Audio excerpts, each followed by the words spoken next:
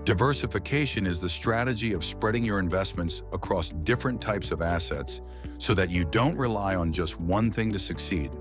For example, instead of investing all your money in one company's stock, you might spread it out across stocks, bonds, real estate, and even international markets.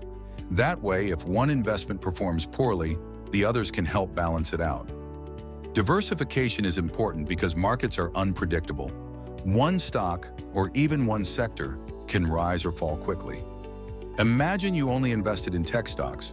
If the tech industry crashes, your portfolio takes a huge hit.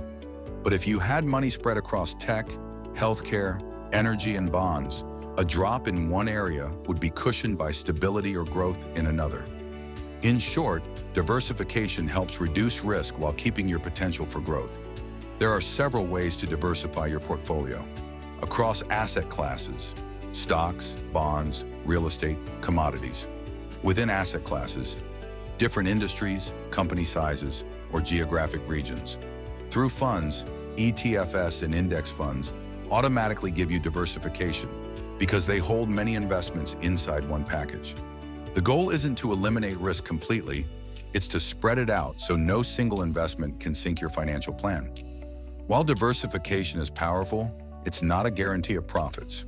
Over-diversifying, owning too many overlapping investments, can actually water down your returns.